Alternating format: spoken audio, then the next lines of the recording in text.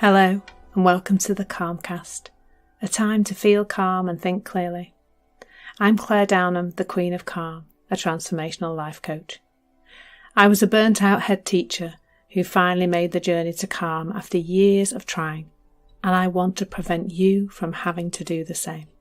The Calmcast is a series of short explorations, gently guiding you back to your natural state, which is calm and clarity.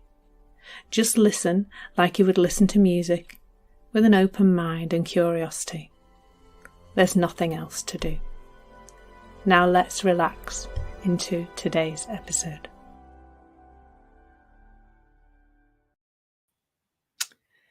So today I'm going to start with a little story of a walk we went on yesterday, because you're probably wondering why on earth I'm talking about unpleasant smells as a metaphor for feelings. So yesterday we went on a walk around the lovely Harewood House estate. We weren't actually in the estate, but we walked on a circuit that went all the way around the edge, so we could see the house, the Harewood House, at various points.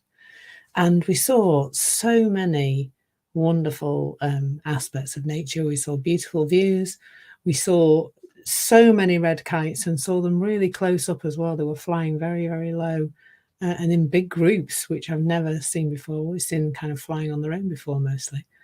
And we saw rabbits and deer and lots of other birds, and the daffodils, of course, are coming out strongly now. So that was beautiful too, despite the fact they've been squashed half to death in the snow over the last few days. So And then we came quite near the end of the walk. We had to walk sort of across the side of a farm, and the smell was absolutely rank.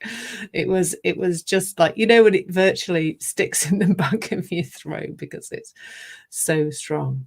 And my fiance's little boy was making a bit of a fuss about the smell.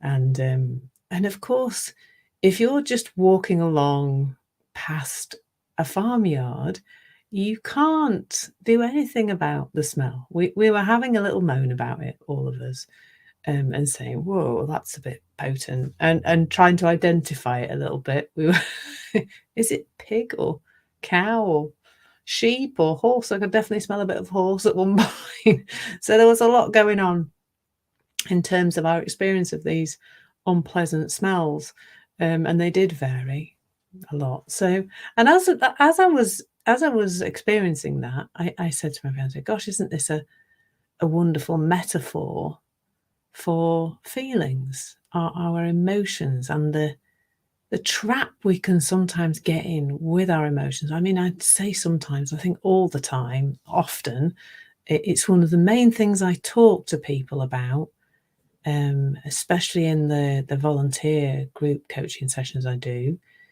where there's a sense of feelings not being okay. And where have we learned that? Well, goodness only knows, but we learn it pretty early on. I worked with a 6-year-old little girl once, and she could already categorize feelings into bad and good. She drew a line down the middle of the paper. She could tell me which feelings she thought were bad and which were good. But in actual fact, feelings, just like bad smells, are not really anything other than something passing through our awareness. They can't hurt us. That I'm not saying they're all comfortable, just like a bad smell, which is an unpleasant thing to be experiencing. We don't like it. Like, nobody likes to feel anxious. Nobody likes to feel angry. Nobody likes to feel sad, particularly.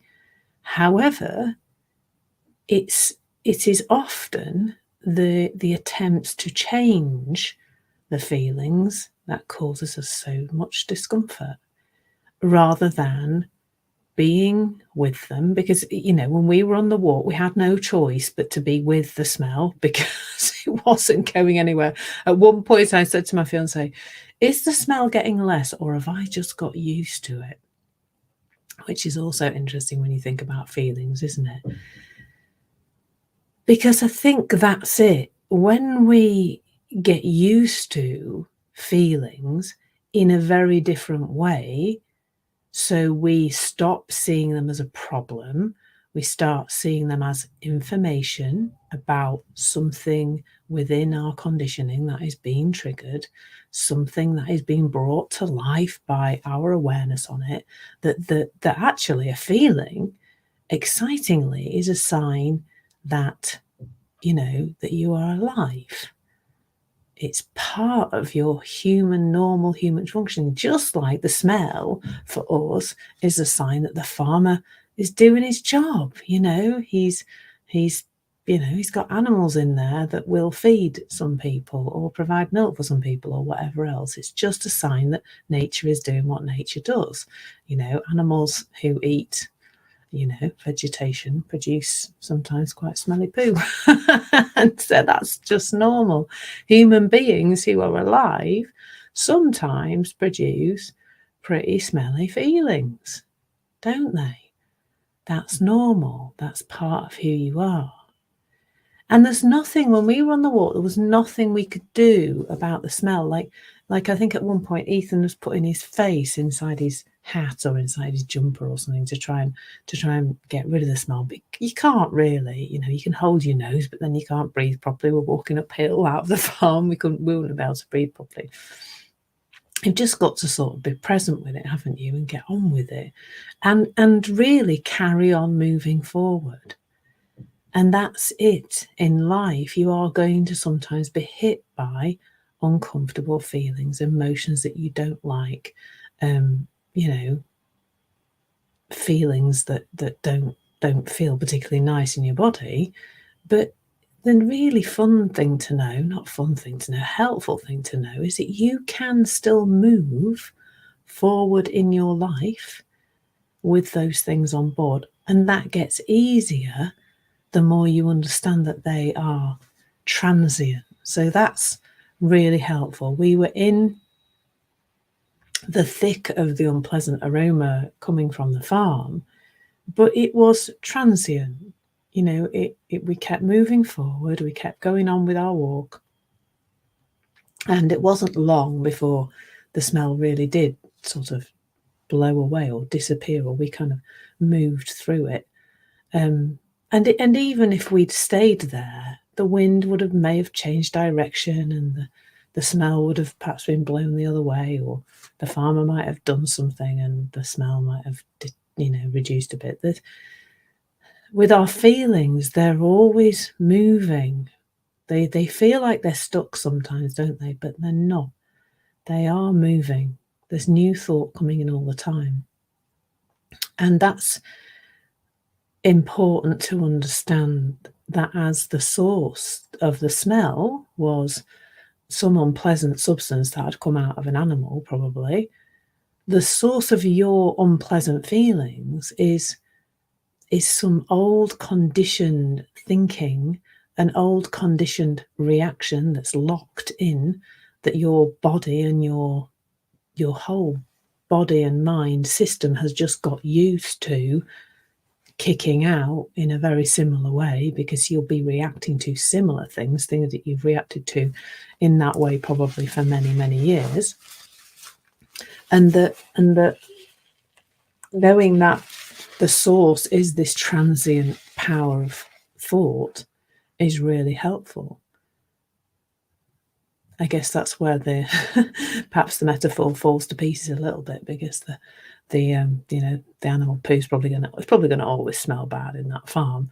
But if the bad, the animals were moved on, or the farmer decided to shut down and open a caravan park instead or something, the smell would be gone, because the root cause would be gone.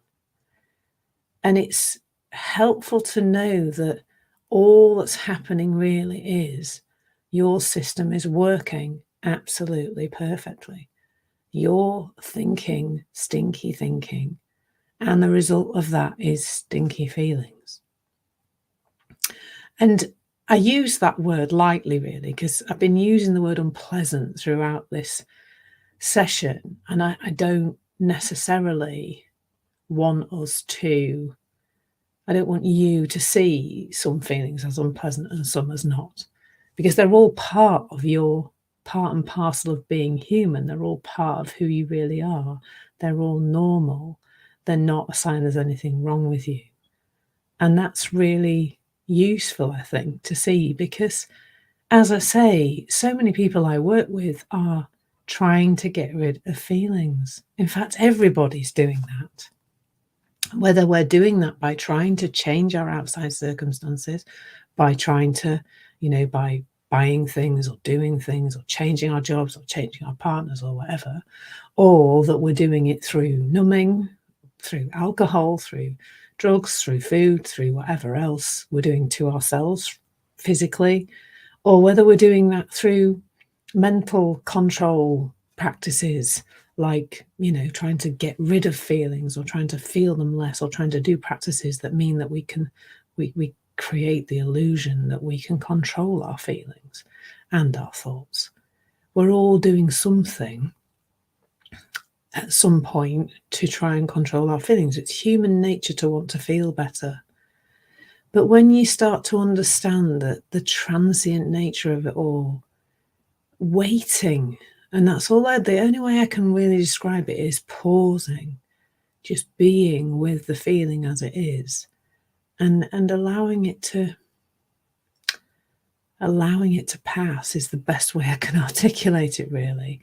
And that gets easier once you know what it is. It's just a bad smell. It's an uncomfortable sensation in your body. It's nothing that's actually wrong in the world or in you. So I hope that metaphor kind of unwound in a helpful way eventually. It went all over the place, didn't it? But I think the main thing to know is that it is to be with that transient nature. That's not who you really are.